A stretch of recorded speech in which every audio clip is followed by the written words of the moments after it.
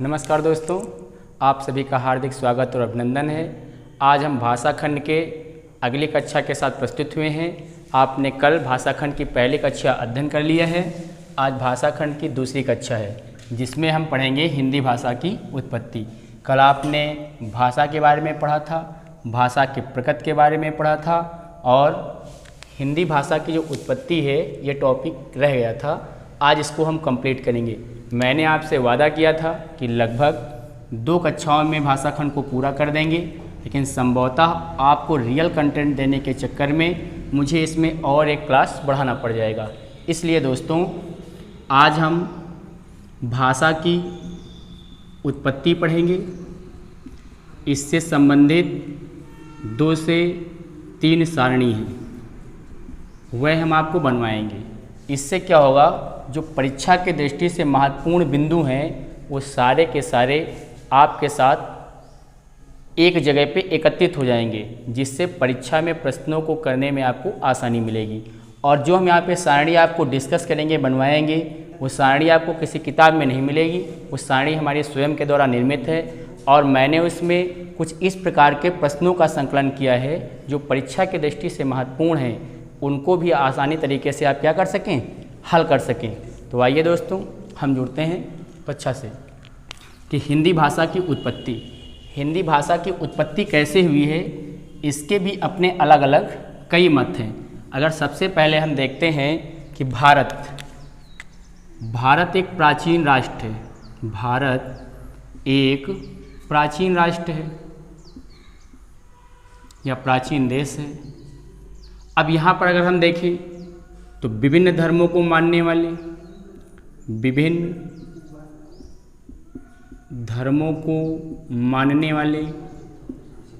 मानने वाले लोग निवास करते थे। पहले से ही यहाँ पर विभिन्न धर्मों के अनुयायी रह चुके हैं या विभिन्न धर्मों को मानने वाले लोग निवास करते थे। अर्थात आप ये कह सकते हैं कि यहाँ पर भिन्न भिन्न समुदाय के लोग रहते हैं। तो इन लोगों के द्वारा जो भाषा पहले से प्रयोग की जाती थी उसका ये क्या करते थे, मौखिक रूप में भी प्रयोग करते थे और इसी का लिखित रूप में भी प्रयोग करते थे। तो अगर भाषा की उत्पत्ति में हम देखें तो भारत एक प्राचीन देश हो गया। यहाँ पर विभिन्न धर्मों को मानने वाले लोग निवास करते थे और उनकी जो भाषाएं थी वो भिन्न भिन्न थी और यहाँ पर भिन्न भिन्न समुदाय के लोग रहते थे जो इस भाषा को क्या करते थे, मौखिक रूप में भी बोलते थे और लिखते भी थे। तो ये मौखिक रूप का मतलब क्या हो गया, बोलना, यानी कि अपने बोली भाषा में भी इसका प्रयोग करते थे और लिखित रूप में भी इसका प्रयोग करते थे। अब इसी में से एक भाषा है हमारी क्या, संस्कृत। एक यहीं पे भाषा निकल कर आती है उसी समय से, संस्कृत। इस संस्कृत भाषा से ही ये माना जाता है कि हिंदी का निर्माण हुआ है, उद्भव हुआ है, विकास हुआ है। तो संस्कृत भाषा के अन्य रूप भी हैं, जैसे कुछ लोग इसे देव भाषा कहते हैं, कुछ लोग इसे आर्य भाषा कह देते हैं। कहने का तात्पर्य ये है कि अगर आप इतिहास को उठाकर देखेंगे, ऋग्वैदिक काल को समझेंगे, तो ऋग्वैदिक काल में आर्यों का निवास स्थान भारत को माना जाता है। इसलिए यहाँ पर क्या होता है, आर्य भाषा ही देव भाषा और देव भाषा ही संस्कृत भाषा क्या है, रूप है। यानी कि संस्कृत का नाम ही है क्या, देव भाषा कह लो चाहे आर्य भाषा कह लो। लोग यहाँ तक ये भी कह देते हैं कि ये ऋषियों की भाषा है, ऋषियों मनीषियों की भाषा है, ऋषियों मनीषियों की भाषा है। अब अगर सबसे पहले हम देखें तो आपको मैंने ये क्लियर कर दिया कि भारत बहुत प्राचीन राष्ट्र रहा है जिसमें विभिन्न धर्मों समुदाय को मानने वाले लोग रहे हैं। उन्होंने अपने तरीके से बोलने के रूप में और लिखित रूप में इसका प्रयोग करते रहे हैं भाषाओं का।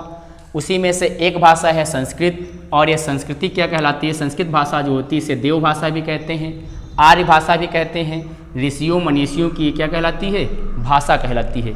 इससे 2-3 तरह के क्वेश्चन बनते हैं। जैसे एक पहला क्वेश्चन बनता है कि सबसे पुरानी भाषा कौन सी है, सबसे प्राचीन भाषा, सबसे प्राचीन भाषा की संज्ञा है इसको, सबसे प्राचीन भाषा की संज्ञा।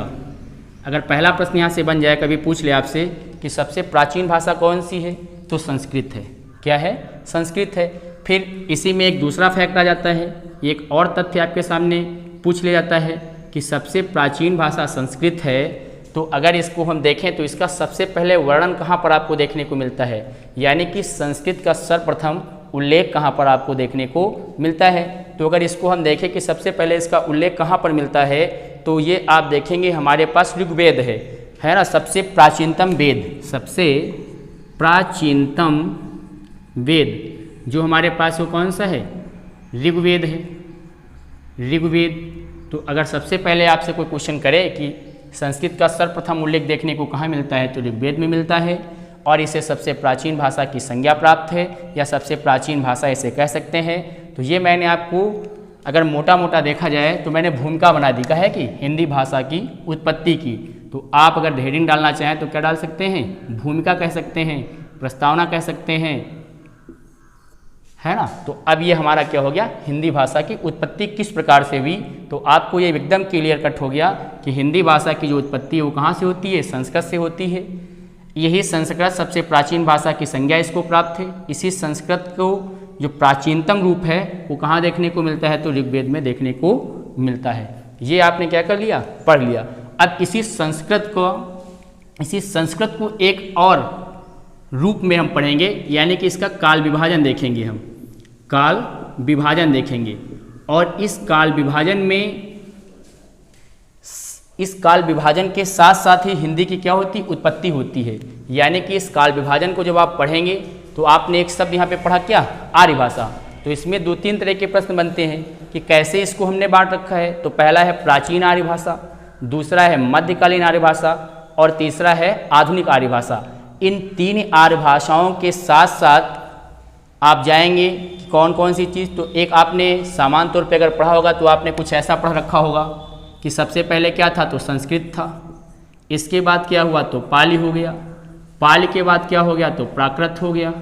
प्राकृत के बाद क्या बन गया? तो अपभ्रंश बन गया। और अपभ्रंश के बाद क्या बन गया? तो हिंदी बन गया। कोई साधारण सा एग्जाम होता है तो उसमें इसी लाइन को पढ़ा दिया जाता है, लेकिन यहाँ पे हम आपको विधिवत पढ़ा रहे हैं। विधिवत का तात्पर्य ये है कि इसको हम बहुत डीपली पढ़ा रहे हैं। आप कोई भी वनडे एग्जाम दीजिए, चाहे कोई आरओ एआरओ का पेपर दे रहे हों, चाहे आप पीसीएस की कोई परीक्षा दे रहे हों, अगर यहाँ से कोई भी आपका प्रश्न निर्माण होता है तो बहुत आसानी के साथ आप उत्तर दे लेंगे। तो मैं इसको थोड़ा गहराई से पढ़ा रहा हूँ, इसीलिए मैंने आपसे बोला था कि भाषा खंड में हम 2 कक्षाएँ देंगे आपको, लेकिन मुझे 3 कक्षाएँ आपके साथ डिस्कस करनी पड़ रही हैं। और ये तीनों कक्षाएँ भाषा के लेवल पे आपको बहुत ही अच्छे कंटेंट के साथ मिल रही हैं, जो आपके प्रत्येक परीक्षा का हिस्सा बन सकती हैं। यहाँ से कुछ मैंने इसमें इतिहास के फैक्ट भी जोड़ रखे हैं, जो आपको परीक्षा में जो है प्रश्नों को करने में क्या मिलेगी? आसानी मिलेगी। तो आपने ये देख लिया कि हिंदी का जो उत्पत्ति है वो कैसे हुई। तो भूमिका मैंने आपको यहाँ पे बना दी कि भूमिका किस प्रकार से थी। अब आप एक स्क्रीनशॉट ले लीजिएगा इसका, और फिर हम अगली सारणी आपके सामने प्रस्तुत कर रहे हैं कि इसका विभाजन कैसे होता है। ले लीजिए 2 सेकंड के लिए।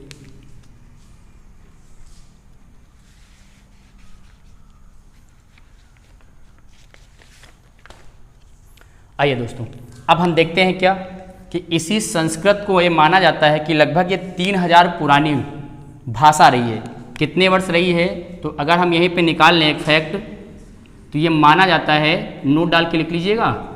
ये डाटा आपसे पूछा नहीं जाता, लेकिन मैंने लगभग मैं बता दिया आपको कितना, 3000 प्लस वर्षों का इतिहास रहा है। काहे का?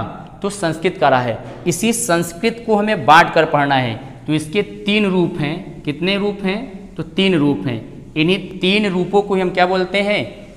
संस्कृत भाषा का विभाजन बोलते हैं। और इसी संस्कृत भाषा के विभाजन से हिंदी का क्या होता है? तो निर्माण होता है।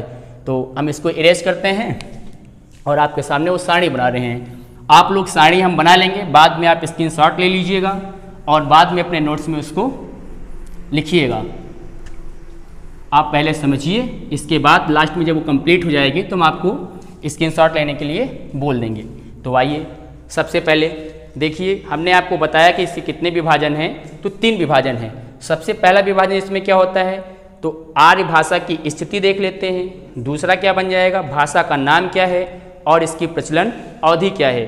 तो सबसे पहले आर्य भाषा की स्थिति या आर्य भाषा की स्थिति, आर्य भाषा की स्थिति, आर्य भाषा की स्थिति, ये सारणी आपके लिए बहुत महत्वपूर्ण होगी।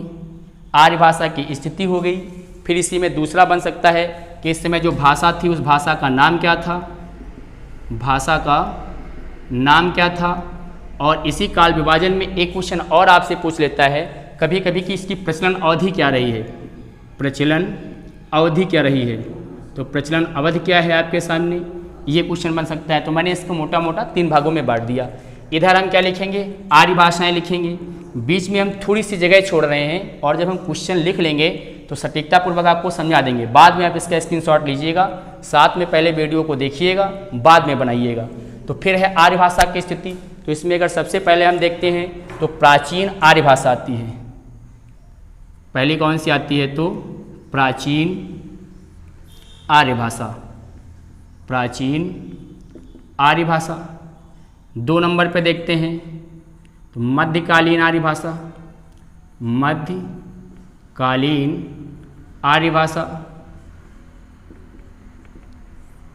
3 नंबर पे आप यहाँ पे देखेंगे, इसको थोड़ा हम ऊपर कर देते हैं। 2 नंबर पे हो जाएगा मध्यकाल, मध्यकाल या मध्यकालीन आर्य भाषा। नीचे आएंगे 3 नंबर पे तो हमारा बन जाएगा आधुनिक आर्य भाषा, आधुनिक भारतीय जोड़ देते हैं, आधुनिक भारतीय आर्य भाषा, आर्य भाषा। क्योंकि हम भारत की बात कर रहे हैं, भारत में हिंदी का उल्लेख पढ़ रहे हैं, तो इसलिए इसमें क्या जोड़ सकते हैं, भारतीय शब्द जोड़ सकते हैं। तो ये मैंने 3 मोटे मोटे हिस्से बना दिए। एक हो गया प्राचीन आर्य भाषा, दूसरा हो गया मध्यकालीन आर्य भाषा और तीसरा हो गया आधुनिक भारतीय आर्य भाषा। इनकी अगर हम देखें अवधि क्या रही है, तो ये माना जाता है कि 2000 ईसा पूर्व से लेकर 2000 ईसा पूर्व से लेकर कब तक इसकी प्रचलन अवधि रही, तो ये 500 ईसा पूर्व तक माना जाता है, 500 ईसा पूर्व तक माना जाता है। फिर मध्यकालीन आर्य भाषा को अगर हम देखें तो ये 500 ईसा पूर्व से 500 ईसा पूर्व से लगभग 1100 तक या 1100 ईस्वी तक माना जाता है। इसको 1100 ईस्वी तक माना जाता है। इसी तरह से आधुनिक भारतीय आर्य भाषा को अगर हम देखते हैं तो 1100 से लेकर 1100 ईस्वी से लेकर कहाँ तक है, तो अब तक है। वास्तविक रूप में अगर देखें तो यहाँ से कोई क्वेश्चन नहीं बनता है। जब आप इसे यूपीएससी, यूपी पीसीएस के लेवल पे किसी का ऑप्शनल विषय रहा हो, हिंदी लिटरेचर या हिंदी साहित्य, तो उसमें एक क्वेश्चन बनता है कि भाषा से आप क्या समझते हैं, भाषा के विविध रूप क्या रहे हैं, भाषा का विभाजन कैसे होता है, भाषा की उत्पत्ति कैसे होती है। तो वहाँ पर हम मेंस के स्तर पर एक मोटा मोटा सन का उल्लेख कर लेते हैं, लेकिन यहाँ पे फैक्चुअल लेवल पे सन को वरीयता नहीं देते हैं। इसलिए क्योंकि कुछ चीज़ें ऐसी होती हैं कि इनका नामकरण लोगों ने अपने अपने हिसाब से किया है, अपने अपने काला अनुक्रम में रखा है। इसलिए क्या होती है, सन को लेकर चिंतित नहीं होना है, दिक्कत नहीं करना है आपको।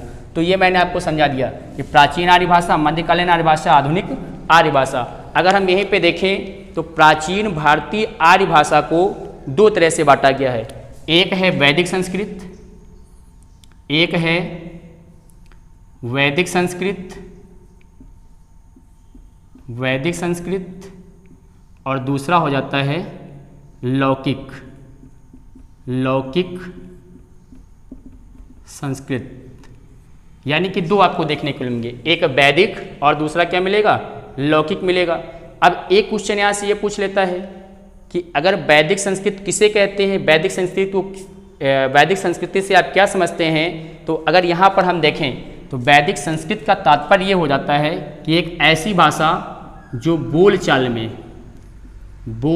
में प्रयोग नहीं होती थी, लेकिन साहित्यिक रूप में इसका प्रयोग किया जाता था या साहित्य निर्माण में इसका प्रयोग करते थे। साहित्य निर्माण का मतलब यह है कि उस समय की जो रचनाएं हैं वो उनका क्या है, साहित्य है।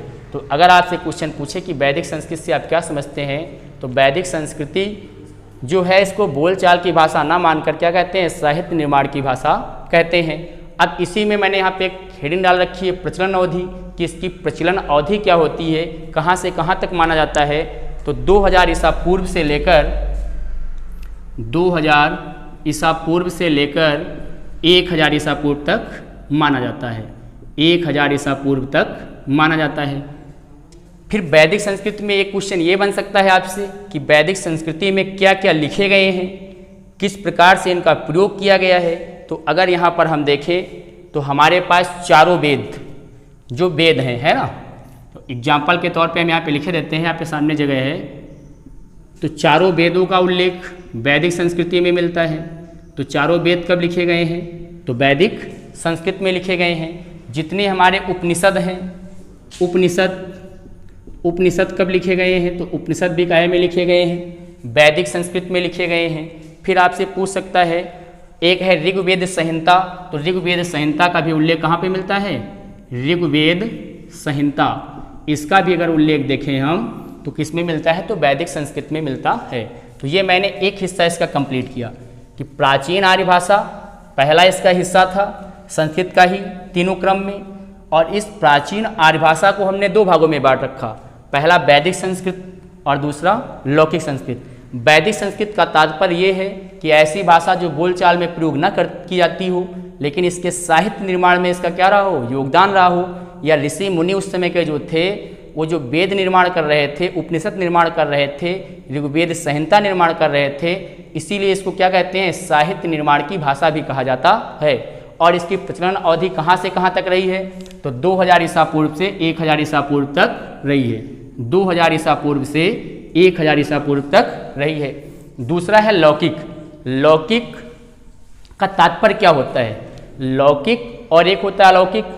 सामान्य शब्दों में अगर देखें हम अध्यात्म के रूप में, तो लौकिक वह है जो व्यवहारिक होता है, अर्थात मानो जहाँ पर विभिन्न प्रकार की भूमिकाओं में अपना योगदान देता है, वो कैसा जीवन होता है, लौकिक जीवन होता है। जैसे अगर आप मान लें भगवान राम, श्री राम जब मनुष्य योनि में जन्म लेते हैं तो उनको बहुत सारे क्रियाकलापों को करना पड़ता है। तो लौकिक का मतलब ये धरती पर आना, धरती पर जन्म लेकर विभिन्न क्रियाकलापों को करना क्या कहलाता है, लौकिक जीवन कहलाता है। उसी तरह से साहित्य में अगर देखें और संस्कृत के उत्थान में देखें या परिवर्तन के उत्थान के साथ साथ परिवर्तन को देखें, तो उसमें लौकिक संस्कृत का तात्पर्य ये है कि जहाँ पर रामायण, महाभारत, नाटक, व्याकरण की उत्पत्ति होती है, ऐसे साहित्य को क्या बोलते हैं, लौकिक संसार कहते हैं, या लौकिक संस्कृत के अंतर्गत इसको रखा जाता है। तो मैंने यहाँ पर डिस्कस कर लिया आपसे कि लौकिक संस्कृत वास्तव में क्या होती है। तो लौकिक का तात्पर्य मैंने आपको बता दिया। अगर इसको देखें मोटा मोटा तो 1000 ईसा पूर्व से 500 ईसा पूर्व, 1000 ईसा पूर्व से 500 ईसा पूर्व तक इसका क्या है, प्रचलन अवधि है। तो 1000 ईसा पूर्व से लेकर कहाँ तक है, तो 500 ईसा पूर्व तक इसकी क्या है, प्रचलन अवधि है। अब इसमें क्या क्या एग्जाम्पल बन सकते हैं लौकिक संस्कृत के, वो मैं आपको लिखे देता हूँ। रामायण है, पहला क्या है, रामायण है, महाभारत है, व्याकरण ग्रंथ है, व्याकरण ग्रंथ है, व्याकरण ग्रंथ हैं, नाटक हैं, ऋग्वेद संहिता है, ऋग्वेद संहिता, ऋग्वेद संहिता है। इन सब का जो निर्माण है वो कब हुआ है या किस रूप में हुआ है संस्कृत के, तो लौकिक रूप में माना जाता है। अगर यहीं पे हम देखें तो कात्यायन और पाणिनि जैसे विद्वानों ने क्या किया है, अपभ्रंश रूप में बदलती हुई संस्कृत में सुधार किया है। क्यों? क्योंकि यहाँ पे शब्द मैंने लिखा क्या, व्याकरण ग्रंथ लिखा है। तो इसका तात्पर्य यह हो गया कि जो लौकिक संस्कृत थी वो बहुत ही तोड़ी मरोड़ी जाने लगी थी, यानी कि इसमें वैदिक संस्कृति के गुण क्या हो रहे थे, धीरे धीरे समाप्त हो रहे थे। तो इसीलिए यहाँ पर व्याकरण ग्रंथों की रचना हो गई, जिससे इसमें क्या होता है, सुधार होता है। तो अगर कभी कभी क्वेश्चन आपसे पूछ लिया जाता है कि ऐसे कौन से महान आत्माएं रही हैं जो इसमें सुधार की हैं, तो उनका मैंने नाम आपको बता दिया। एक तो हमारे साथ पाणिनि जी रहे हैं, और दूसरे मैंने आपको बता दिया इसी समय कात्यायन जी थे, तो कात्यायन जी रहते हैं, है ना। तो मैंने दोनों के नाम लिखे देते हैं, कात्यायन हो जाएगा और क्या हो जाएगा, पाणिनि हो जाएगा। पाणिनि मैंने लिख दिया। तो ये कंप्लीट हो गया कौन सा हिस्सा, पहला। यानी कि हिंदी भाषा की उत्पत्ति जो आप पढ़ रहे थे उसमें हम क्या पढ़ रहे हैं, आर्य भाषा का उल्लेख पढ़ रहे हैं, आर्य भाषा का विभाजन पढ़ रहे हैं, आर्य भाषा का तात्पर्य संस्कृत का विभाजन पढ़ रहे हैं, जिसमें से पहला भाग आपने कंप्लीट कर लिया। प्राचीन आर्य भाषा 2000 ईसा पूर्व से 500 ईसा पूर्व तक रही है। एक तो वैदिक संस्कृति इसका भाग है, दूसरा लौकिक संस्कृत भाग है। 2000 ईसा पूर्व से 1000 ईसा पूर्व तक रही है, जिसमें चारों वेद, उपनिषद, ऋग्वेद, संहिता का उल्लेख किया गया है। दूसरी तरफ 1000 ईसा पूर्व से लेकर 500 ईसा पूर्व तक रामायण, महाभारत, व्याकरण ग्रंथ, नाटक, ऋग्वेद संहिता और ये सब लिखे गए हैं। दूसरी तरफ कात्यायन और पाणिनि जैसे लोगों ने क्या किया है, अपना योगदान यहाँ पर दिया है। अब हम किसको पढ़ रहे हैं, मध्यकाल की आर्य भाषा को पढ़ रहे हैं। मध्यकाल की आर्य भाषा, तो मध्यकाल में मैंने लिख रखा 500 ईसा पूर्व से कहाँ तक है, तो 1100 ईस्वी तक है। इसमें अगर हम देखें तो आपको 4 रूप इसको देखने के मिल सकते हैं। इसके कितने रूप देखने को मिल सकते हैं, तो 4 रूप मिल सकते हैं। पहला क्या हो जाएगा, पाल। दूसरा क्या हो जाएगा, प्राकृत। तीसरा हो जाएगा अपभ्रंश। और चौथा देखें तो पाली, प्राकृत, अपभ्रंश। और अगर चौथा देखें तो क्या बन जाएगा, अवहट्ट बन जाएगा। क्या बन जाएगा, अवहट्ट। इसको लोग अवहट्ट भी कह देते हैं, अवहट्ट भी कह देते हैं। अगर सामान्यतः देखें तो दोनों एक हैं, लेकिन दोनों में से कुछ ऐसी भाषा है तो बहुत ही संक्रमण में है। संक्रमण का मतलब है ऐसे क्षेत्र में है जिसमें दोनों के रूप देखने को मिलते हैं। इसलिए मैंने यहाँ पे कितने रूप लिख रखे हैं, 4 रूप लिख रखे हैं कि मध्यकालीन आर्य भाषा के 4 रूप होते हैं। पहला पाली होता है, दूसरा प्राकृत होता है, तीसरा अपभ्रंश होता है और चौथा क्या होता है, तो अवहट्ट होता है। अब फिर उसी प्रचलन अवधि में जाएंगे।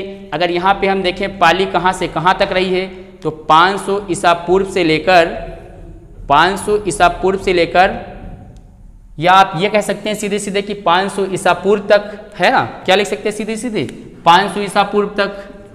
500 ईसा पूर्व से देखें तो ईस्वी तक, कहाँ तक, ईस्वी तक इसका उल्लेख आपको देखने को मिलेगा। अगर आपको कोई दिक्कत हो रहेगी तो इन दोनों नामों को हम यहाँ पे लिख देते हैं कि आपको कोई दिक्कत ना हो।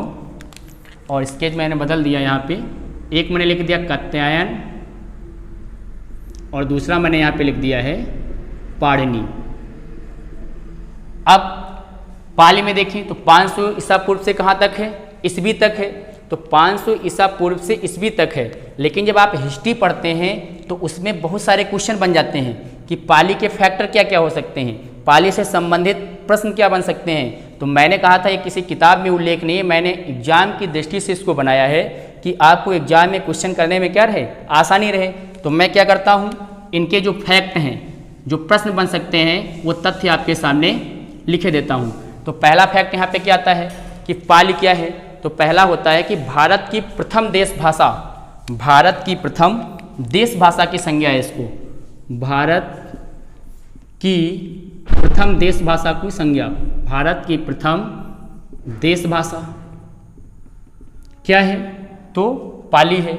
फिर दूसरा प्रश्न क्या है से बन सकता है, बुद्ध के जो उपदेश हैं, है ना, भगवान बुद्ध के जो उपदेश हैं वो किस रूप में मिलते हैं, तो पाली में देखने को मिलते हैं। तो भगवान बुद्ध के उपदेश, भगवान बुद्ध के उपदेश ये किस भाषा में देखने को मिलेंगे आपको, तो किस में मिलेंगे, पाली में मिलेंगे। इसी तरह से सबसे एक और क्वेश्चन पूछ लेता है कि सबसे पुरानी प्राकृत किसे कहते हैं, क्योंकि पाली के बाद ही निर्माण काहे का होता है, प्राकृत का होता है। प्राकृत के बाद अपभ्रंश और अपभ्रंश के बाद अवहट्ट का निर्माण होता है। तो अगर आपसे सबसे पहले पूछे कि सबसे पुरानी प्राकृत किसे कहते हैं, तो पाली को कहते हैं। तो अगला फैक्टर मैं लिख देता हूं कि सबसे पुरानी प्राकृत कहा जाता है इसे, सबसे पुरानी प्राकृत की क्या है, इसको संज्ञा है। फिर अगर आपसे और एक क्वेश्चन पूछे कि जो ये पाली भाषा है ये श्रीलंका में किस नाम से जानी जाती थी, तो श्रीलंका को प्राचीन काल में सिंहल के नाम से जाना जाता था। और सिंहल की जो भाषा है वो कौन सी थी, मागधी।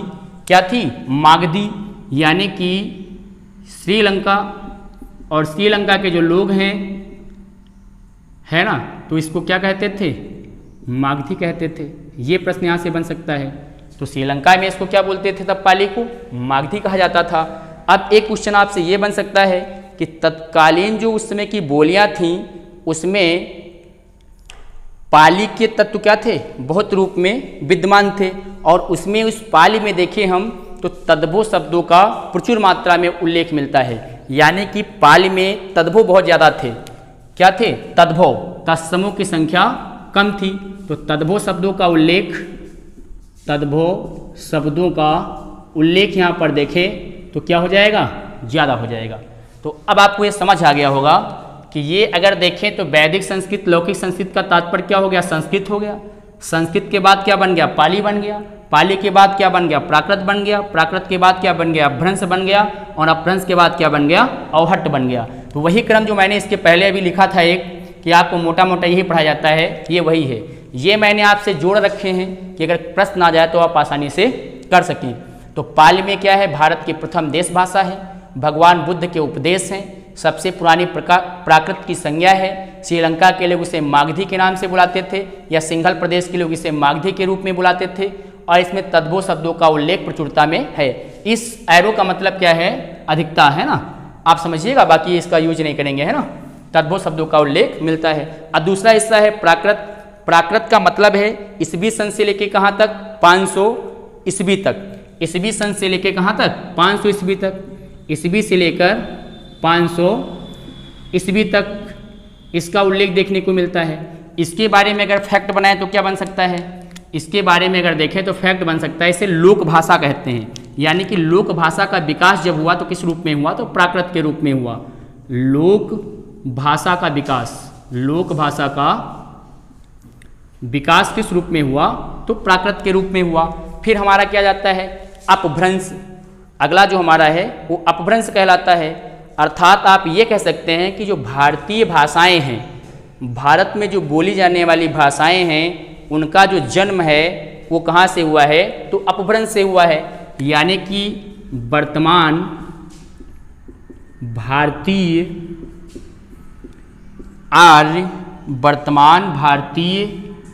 आर्य भाषाओं की उत्पत्ति कहाँ से मानी जाती है? तो अपभ्रंश से मानी जाती है। अपभ्रंश कितने होते हैं? 7 होते हैं। हम यहाँ पर व्याख्या नहीं करेंगे अपभ्रंश की, इसकी बाद में एक और लिस्ट देंगे जिसमें मैं आपको बताऊंगा कि अपभ्रंश कौन सा है, उससे निकलने वाली बोली कौन सी है, उससे निकलने वाली भाषा कौन सी रही है, उससे निकलने वाली उपभाषा क्या रही है। तो आपको बिल्कुल सटीकता रहेगी। जब प्रश्नों को कर रहे होंगे तो किसी भी प्रकार का कोई दिक्कत नहीं होगा। तो मैंने कह दिया अपभ्रंश क्या होते हैं? 7 प्रकार के होते हैं। ये आपको याद रखना है। वर्तमान भारतीय आर्य भाषाओं की उत्पत्ति यहीं से होती है। आप ये भी कह सकते हैं कि हिंदी की अगर उत्पत्ति देखें तो कहाँ से निकलती है? अपभ्रंश के फलस्वरूप ही हिंदी आगे की ओर अग्रसर होती है। यानी कि इसका जन्म देखें तो कहाँ से होता? अपभ्रंश से ही होता है। लेकिन मैंने हिंदी इसलिए नहीं लिखा, यहाँ पर मैंने शब्द लिख रखा है भारतीय आर्य भाषा। अब अगर इसकी हम सन देख लें क्या होती, प्रचलन अवधि क्या रही है, तो प्रचलन अवधि में देखेंगे तो 500 ईस्वी से 1100 ईस्वी। कितनी है? 500 ईस्वी से 1100 ईस्वी। बहुत छोटा लिख रहे हैं, 500 ईस्वी से 1100 ईस्वी, 1100 ईस्वी तक। ये क्या रहा? अपभ्रंश रहा है। इस अपभ्रंश में इसे बहुत सारे नाम दिए गए हैं, है ना। अवहट्ट कह देते लोग, अवहट्ठ कह देते हैं। तो ये जितने भी नाम हैं वो सब अपभ्रंश के बिगड़े हुए रूप हैं। यानी कि यहाँ पे भाषा बहुत ही जर्जर हो गई, बहुत ही कमजोर हो गई, जिसका जो मन है वो बोल रहा है। इसीलिए इसको क्या बोलते हैं? अपभ्रंश। अपभ्रंश का मतलब होता है टूटा फूटा, है ना, बिगड़ा हुआ रूप। किसी भाषा का जो बिगड़ा हुआ रूप होता है वो क्या कहलाता है? अपभ्रंश कहलाता है। जैसे मैंने उस दिन आपको पढ़ाया था तो मैंने कहा था बहुत निचले तबके में जो भाषा बोली जाती है बिगड़े हुए रूप में, वो क्या होती है? बोली होती है। तो इन सारे का सारा जितना ये मैटर है ये कहाँ से निकला है? अपभ्रंश से निकला है। तो अपभ्रंश का मतलब होता है बिगड़ा हुआ रूप, है ना, परिवर्तित रूप। तो अब जो भी नाम देगा कोई तो आप करेंगे। फिर अगर यहाँ पे हम देख लें तो अवहट्ठ की एक प्रचलन अवधि मान ली जाती है कि 900 से लेकर कहाँ तक है? 900 ईस्वी से लेकर 900, या कभी कभी आप यहाँ पे कन्फ्यूजन ये नहीं रखेंगे कि 500 से आपने पहले 1100 लिखा दिया, मैंने कहा था अवहट्ट और अपभ्रंश में कोई अंतर नहीं है, लेकिन लोगों ने थोड़ा सा इसका हिस्सा अलग कर रखा है। 900 ईस्वी से कहाँ तक मान रखा है? 900 ईस्वी से 1100 मान रखा है। तो आप देख लीजिए इसमें ये क्या है, बैठा हुआ है, इसीलिए इसको मैंने पहले ही आपसे बताया था क्या है, संक्रमण क्षेत्र है। संक्रमण का मतलब ऐसी भाषा जहाँ पे दो रूप देखने को मिलते थे, एक अपभ्रंश के और एक अवहट्ट के, हैं दोनों साथ साथ, लेकिन कुछ में कुछ चीज़ें कॉमन थी, इसलिए इसे क्या कह देते हैं, अवहट्ट कह देते हैं। तो ये फैक्ट हो गया कहाँ से, मध्यकालीन आर्य भाषा से। यानी कि मध्यकालीन आर्य भाषा में पाली, प्राकृत, अपभ्रंश और अवहट्ट का विकास होता है, और अपभ्रंश के फलस्वरूप भारतीय आर्य भाषाओं की क्या होती है, उत्पत्ति होती है, जिसमें से एक प्रमुख क्या है, हिंदी भी है। यानी कि अगर देखें तो सौरसैनी अपभ्रंश से हिंदी का क्या होता है, विकास होता है। तो ये क्वेश्चन हम आगे आपको बतलाएंगे, तो इसलिए मैं यहाँ पर लिख नहीं रहा हूँ। फिर है आधुनिक भारतीय आर्य भाषाएँ। आधुनिक भारतीय आर्य भाषाओं में अगर हम देखें तो क्या क्या भाषाएँ आ सकती हैं, तो हिंदी है, पंजाबी है, हिंदी है, पंजाबी है, दो भाषाएं आप ये हो गई, गुजराती हो सकती है, गुजराती है, मराठी है, हिंदी, पंजाबी, गुजराती, मराठी, सिंधी,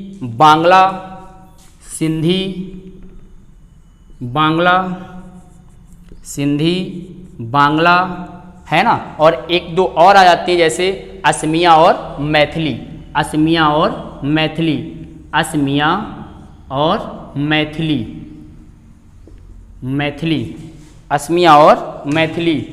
है ना। तो हिंदी, पंजाबी, गुजराती, मराठी, सिंधी, बांग्ला, असमिया और मैथिली, ये भाषाएं हमारी क्या हो गई, आधुनिक भारतीय आर्य भाषा की क्या हो गई, भाषाएं होगी, जो यहाँ पे इस प्रकार की भाषाओं का प्रयोग होता रहता है। इसमें अगर देखें तो इसको भी हमने 3 भागों में बांट रखा है। कितने भागों में, 3 भागों में। तो आप लोग मेरे ख्याल से इतने का स्क्रीनशॉट ले लीजिए। इसके बाद जो हम यहाँ पर लिखेंगे इसको आप उसमें ऐड कर लीजिएगा। ये आपको मोटा मोटा दिख ही रहा है। अब जो हम भी यहाँ पे बातें लिखेंगे वो काहे की रहेंगी, तीसरे क्रम की रहेंगी, है ना, तीसरे क्रम की रहेंगी, यानी कि आधुनिक भारतीय आर्य भाषाओं की रहेंगी। 2 सेकंड का हम टाइम देते हैं, आप लीजिए स्क्रीनशॉट।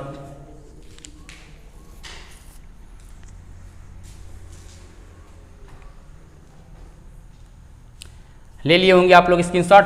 अब देखिए इधर का थोड़ा सा डाटा हम क्या करते हैं, हटा देते हैं, और यहाँ पे हम जो कुछ भी लिखेंगे अब वो किसका लिखेंगे, आधुनिक का, है ना।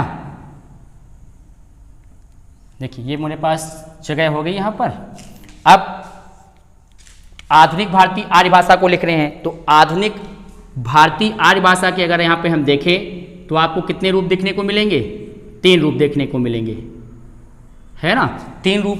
पहला क्या होता है, प्रारंभिक, या इसे आरंभिक कह सकते हैं, प्राचीन, पुरानी हिंदी, आरंभिक,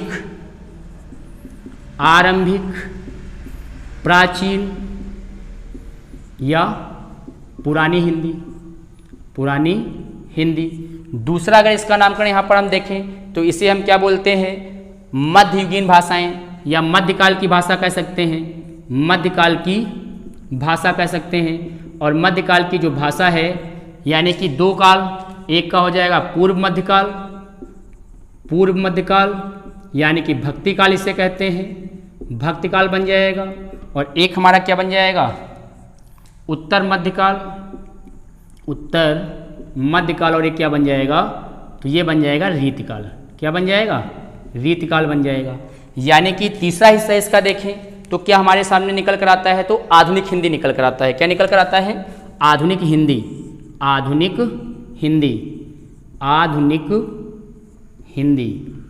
यानी कि 3 रूप आपको देखने को मिलेंगे आधुनिक भारतीय आर्य भाषा के। पहला आरंभिक, प्राचीन, पुरानी हिंदी, ये तीनों एक ही नाम है।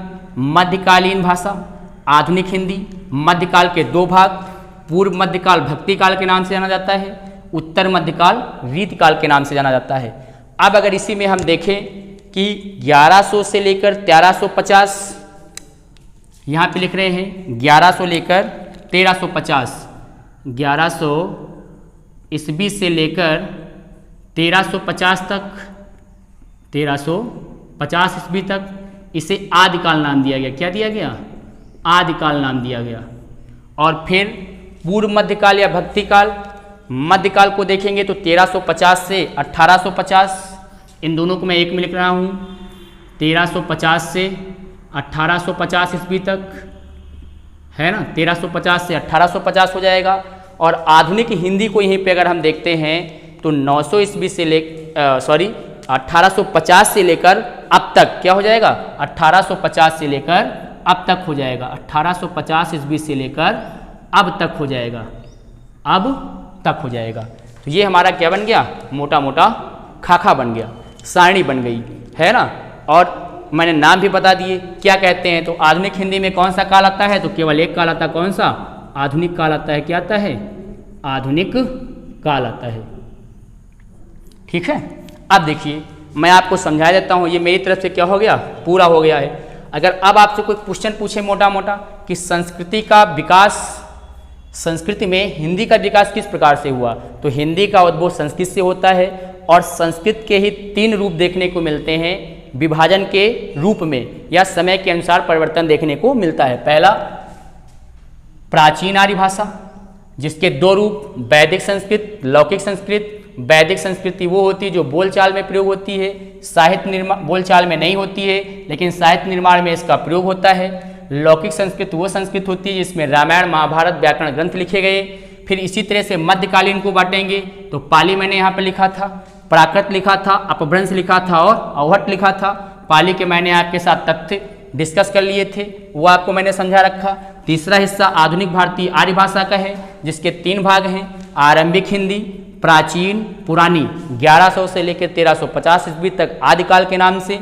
मध्यकाल की भाषा 2 भागों में, पूर्व मध्यकाल 1350 से 1850, इसे भक्ति काल और रीतकाल, दोनों के लिए मैंने इसे यहाँ पे लिख रखा है। उत्तर मध्यकाल रीतकाल के नाम से जाना जाता है। आधुनिक हिंदी में आधुनिक काल आता है और आधुनिक काल का काल विभाजन हम बाद में पढ़ेंगे। तो मैंने जो ये सारणी बनाई है, ये सारणी संस्कृत से लेकर हिंदी का जो साहित्य है उस साहित्य से क्या हो गया, लिंक हो गया। किस प्रकार से लिंक हो गया, मैंने 3 काल यहाँ पर लिख रखे हैं, आदिकाल, मध्यकाल और आधुनिक काल। मध्यकाल के 2 रूप लिख रखे हैं। तो जब हम साहित्य का वर्णन करेंगे लास्ट में, तो इन्हीं क्रम का फिर से एक बार हम पुनः उल्लेख करेंगे। तो ये क्या हो गया, लिंक बन गया। अब आपको ये समझ आने लगा कि हिंदी किस प्रकार से जुड़ी है। अगर आप तथ्यात्मक रूप में हिंदी को पढ़ लेंगे तो पेपर करने में कुछ क्या होती है, दिक्कत होती है। ये पता नहीं रहता कैसे हिंदी की उत्पत्ति हुई है। हर फैक्ट को हम क्या करते हैं, रटते हैं। अब यहाँ पे क्या हो गया, पहले से लेकर संस्कृति का विकास कैसे कैसे हुआ है, उस संस्कृति में संस्कृत का विकास कैसे हुआ, हिंदी का उसमें से निर्माण कैसे हुआ है। तो लेकिन आपको छोटा एग्जाम देते हैं टेट के लेवल का, सीटेट के लेवल का और यूपीपी के लेवल का, और कोई छोटा एग्जाम देते हैं। तो मैं बता देता हूँ आपको, सीधे सीधे आपको ये याद रखना है। आप लोग एक बार इसका स्क्रीनशॉट ले लीजिए पहले, फिर हम इसको साफ करते हुए लिख रहे हैं। पूरी ये सारणी हो गई और इस वाले हिस्से को आप वहाँ पे पहले जोड़ लेंगे पूरा स्क्रीनशॉट लेने के बाद, है ना। जो तीसरा वाला हिस्सा छूटा था, लीजिए।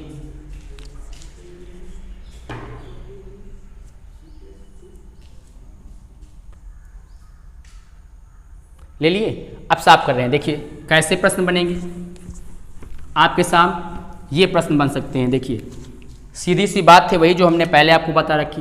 पहले क्या था, तो संस्कृत था। संस्कृत के बाद क्या बन गया, तो पाली बन गया। पाली के बाद क्या बन गया, तो प्राकृत बन गया। और प्राकृत के बाद क्या बन गया, तो अपभ्रंश बन गया। अपभ्रंश से ही क्या हो जाता है, हिंदी का निर्माण हो जाता है।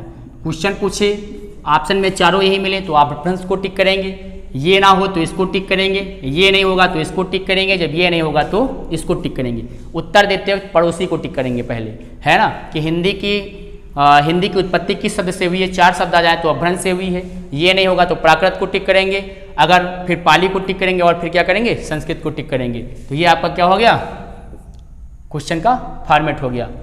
अब दूसरा इसका जो हिस्सा आता है वो आता है हमारे साथ हिंदी, इसकी भाषाएं और इसकी बोलियां, है ना। हिंदी, इसकी भाषाएं और इसकी बोलियां साफ करते हैं।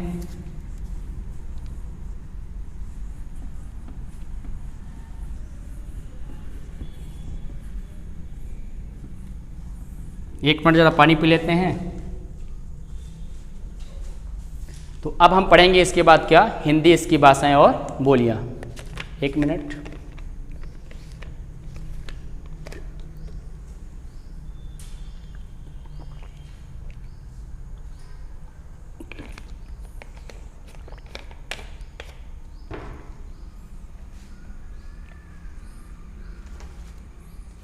देखिए, हिंदी, इसकी बोलियां और भाषाएं। हिंदी, इसकी बोलियां, हिंदी, इसकी बोलियां और भाषाएं। मैं इसका भी टाइटल क्या करता हूं, साफ कर देता हूं।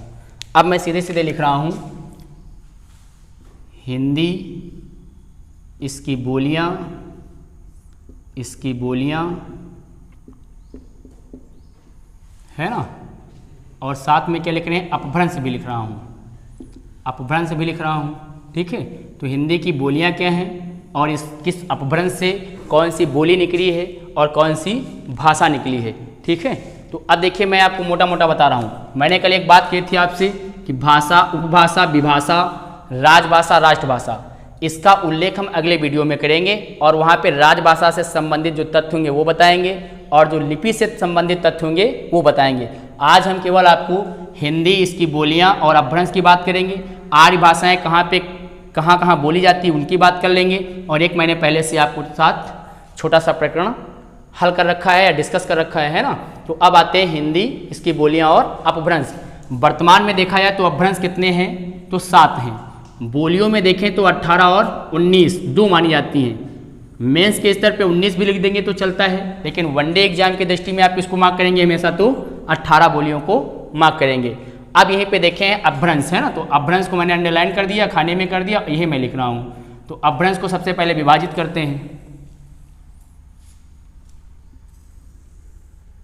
तो पहला हमारे पास जो अपभ्रंश आता है वो रहता है मागधी अपभ्रंश। कौन सा, मागधी अपभ्रंश, अपभ्रंश, मागधी अपभ्रंश। दूसरा हो जाएगा अर्धमागधी, अर्धमागधी।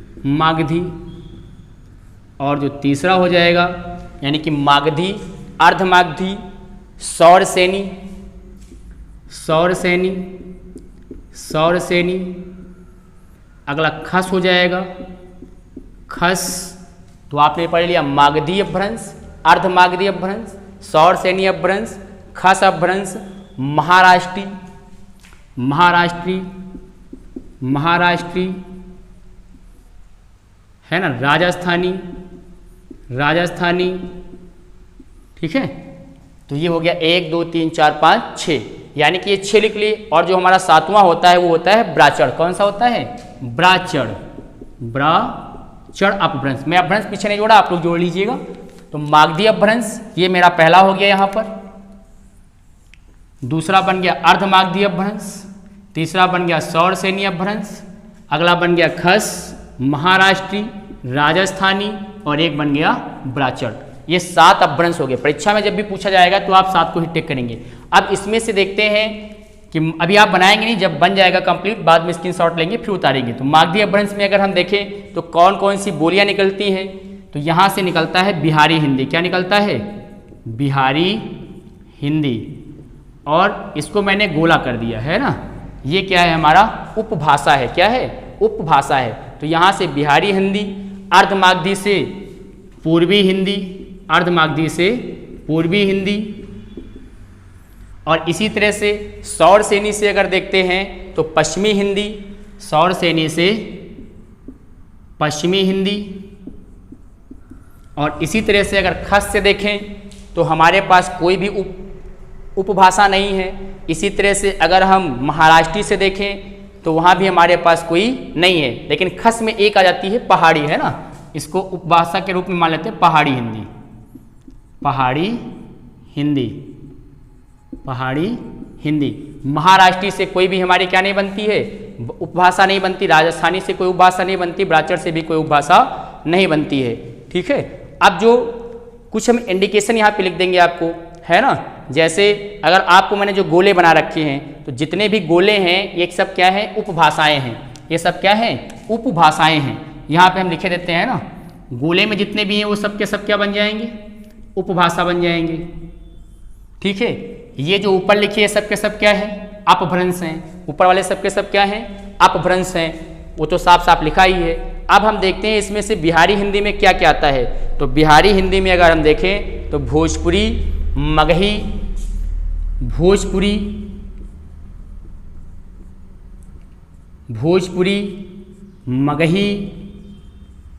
मगही, और अंगिका, अंगिका कह लो और चाहे आब्लिक अंगिमा कह लो, बात एक ही है।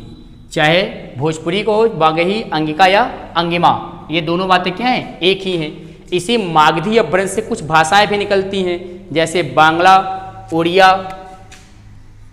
एक तरफ बांग्ला, एक तरफ क्या हो जाएगा बांग्ला, उड़िया, असमिया, बंगला, उड़िया, असमिया, और एक हो जाएगा मैथिली। क्या हो जाएगा मैथिली। इसको हम चौकोर डिब्बे में बंद करते। ये हमारी क्या है भाषा है, क्या है भाषाएं हैं। यानी कि मागधी अपभ्रंश से बिहारी हिंदी उपभाषा के रूप में निकलती है और बिहारी हिंदी से 3 बोलियां निकलती हैं, भोजपुरी, मगही, अंगिका और अंगिमा। इसी तरह से इसी मागधी अपभ्रंश से कुछ भाषाएं डायरेक्ट निकल आती हैं, जैसे बांग्ला, उड़िया, बांग्ला, उड़िया, असमिया और मैथिली हो जाएंगी। इसी तरह से अगर हम देखें अर्धमागधी से, तो अर्धमागधी से पूर्वी हिंदी निकलती है और पूर्वी हिंदी की 3 बोलियां प्रचलित हैं, अवधी, बघेली, छत्तीसगढ़ी। क्या क्या निकलेगा, तो अवधी,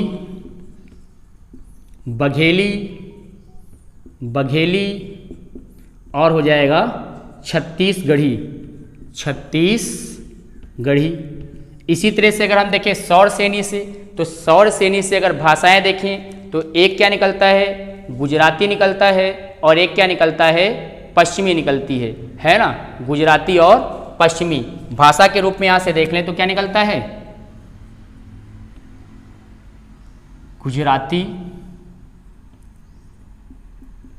गुजराती, यानी कि सौरसेनी में भाषा के रूप में क्या निकलता है, तो एक गुजराती और दूसरा क्या निकल जाएगा यहाँ सर पंजाबी निकल जाएगा। इसको भी मैंने चौखाने में क्या कर दिया बंद कर दिया।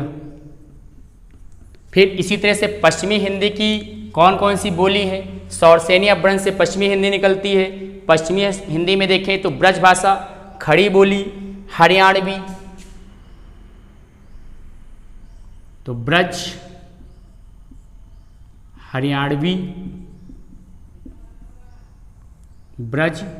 हरियाणवी, और अगर यहीं पे हम देखते हैं तो आपके साथ निकल जाएगा खड़ी बोली, बुंदेली,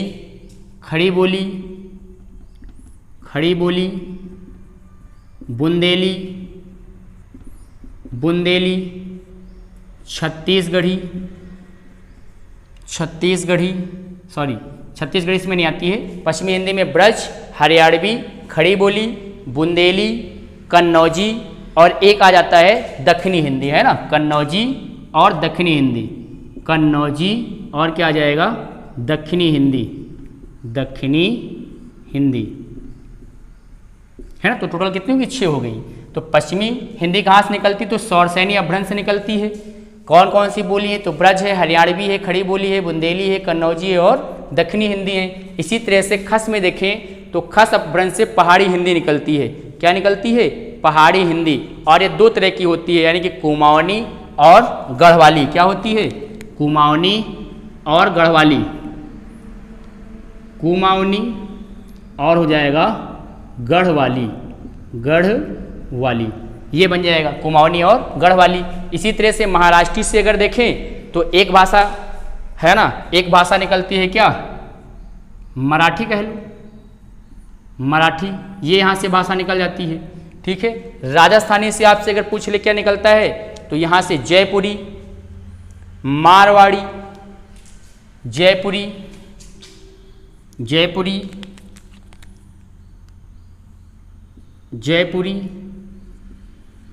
मारवाड़ी,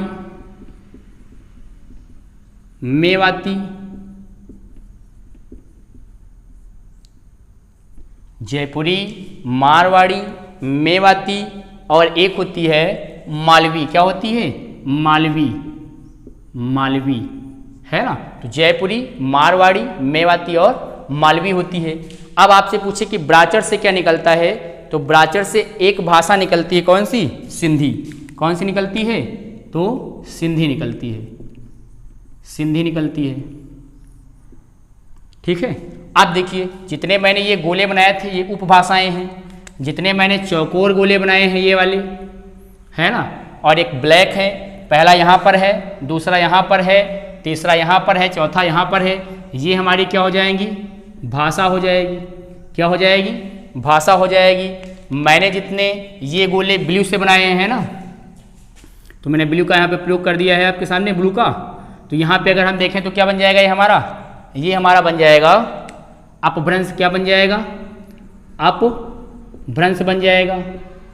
और अपभ्रंशों की संख्या कितनी है? तो 7 है। और मैंने जो ये एरो बना रखे हैं ना, ये एरो क्या हो जाएंगे? तो बोली हो जाएगा। क्या बन जाएगा? बोली बन जाएगा। अब आपको याद रखना है ना कि हमारे पास कितने अपभ्रंश है? तो 7 अपभ्रंश हैं। 7 अपभ्रंश से कितनी निकली हैं? तो 18 बोलियां। 1 2 3 4 5 6 7 8 9 10 11 12 13 14 15 16 17 18। तो इस प्रकार से हमारे पास बोलियां कितनी हैं? 18 नोट डाल के लिख लेंगे, है ना। अगर बोली पूछा जाए तो कितनी है? 18 है। अपभ्रंश आपसे पूछा जाए तो कितना है? 7 है ना। उपभाषा पूछी जाएंगी तो बिहारी हिंदी, पूर्वी हिंदी, पश्चिमी हिंदी और पहाड़ी हिंदी के रूप में है। तो ये लिस्ट बन गई जिसमें मैंने क्या रखा? बोलियां रखी हैं, अपभ्रंश रखा है ना, और इससे निकलने वाली कुछ भाषाएं वो रखी। भाषाओं के रूप में बंगला, उड़िया, असमिया, मैथिली मागधी अपभ्रंश से निकलती हैं।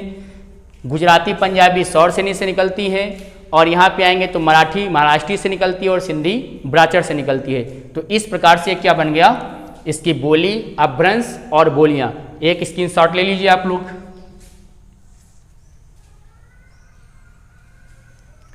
इस स्क्रीनशॉट को ले लेंगे क्योंकि इसके बाद इसमें से कुछ हिस्सा हम क्या कर देंगे? मिटा देंगे। अभी मिटा देंगे तो आपको एक क्लियरिटी हो जाएगी इसमें बचा क्या, है ना। तो आप लोग स्क्रीनशॉट ले लिए होंगे। अब इसमें से हम ये वाला हिस्सा आपके सामने क्या कर रहे हैं? मिटा रहे हैं, है ना। एक ये हिस्सा, एक ये हिस्सा मिटा रहे हैं, एक ये हिस्सा आपके साथ मिटा रहे हैं हम, और एक ये हिस्सा आपके सामने मिटा रहा हूँ। अब इसमें अगर देखें इसी लिस्ट में क्या क्या बचा, तो ये वाला हिस्सा क्या हो गया? गायब हो गया। तो यहाँ पे उपभाषाएं बची, अपभ्रंश बचा और बोलियां बचा। तो अगर इसका नाम बदलना चाहे तो हम क्या बता सकते हैं कि हिंदी, इसकी बोलियां, है ना, और क्या हो गए? अपभ्रंश हो गए। एक आप ये भी ले सकते हैं इसका स्क्रीनशॉट। तो इसमें मैंने केवल किसका उल्लेख है? उपभाषा का और बोली का। और क्या है हमारे पास? अपभ्रंश है। इसका भी आप स्क्रीनशॉट ले लीजिए एक।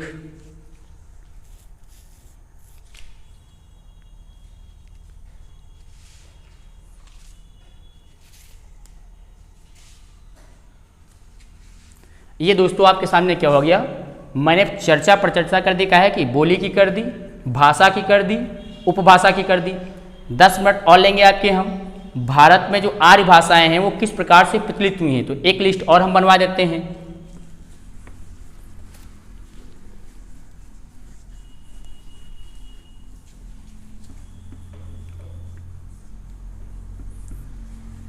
ये बहुत ही महत्वपूर्ण कंटेंट है, आपको एक जगह पे कहीं भी लिस्ट में नहीं मिलेगा।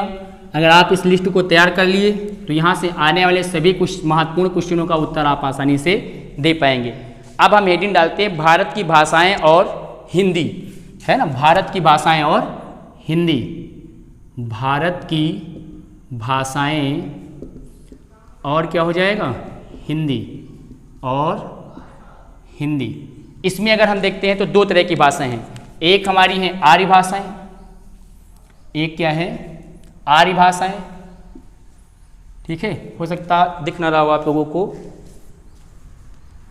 भारतीय भाषाएं और हिंदी, है ना। भारतीय भाषाएं और क्या हो जाएगा?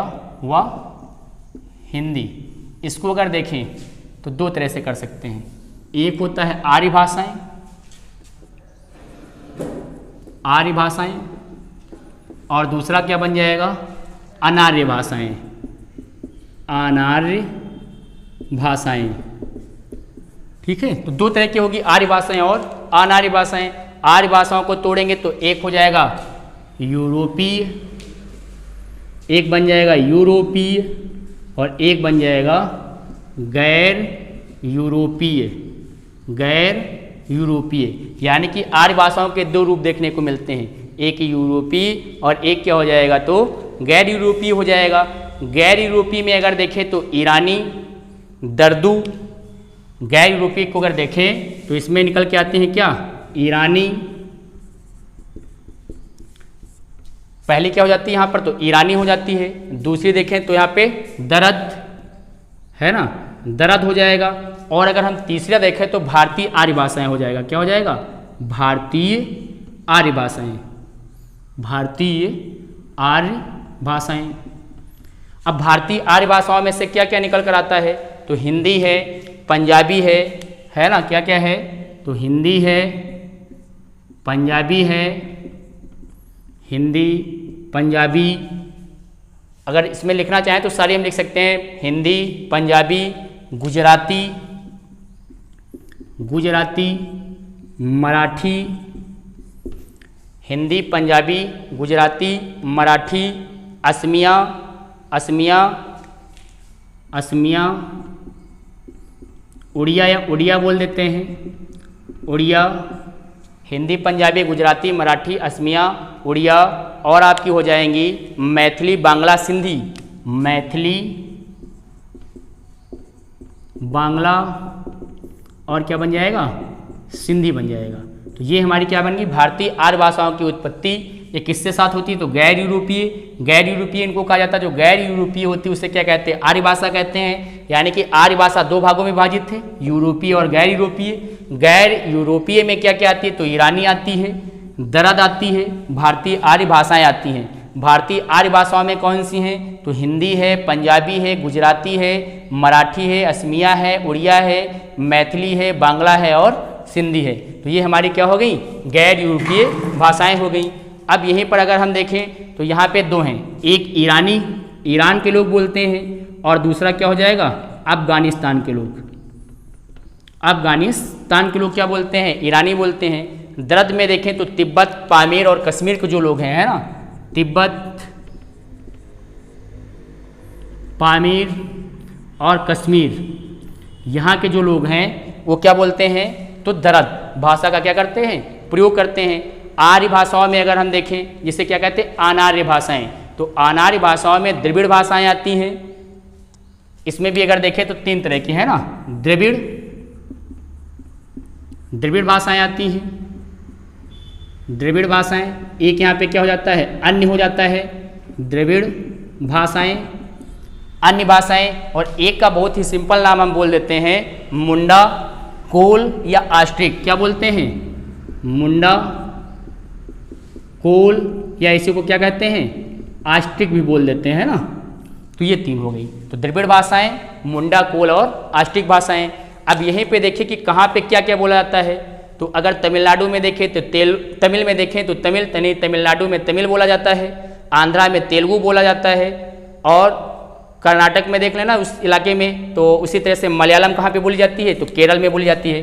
अगर आप बनाना चाहें तो कुछ ऐसा बना सकते हैं इसके लिए, है ना।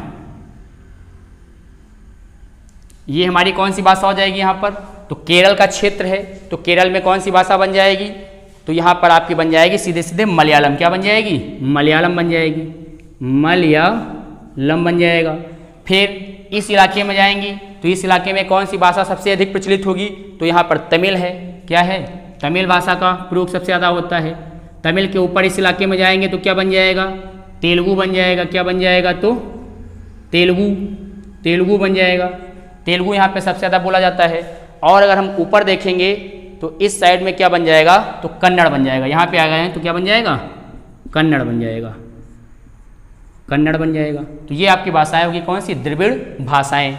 इसी तरह से मुंडा, मोल और आस्टिक को अगर देखें तो ये जो हमारा पूर्वोत्तर भारत है, कौन सा भारत, पूर्वोत्तर भारत है।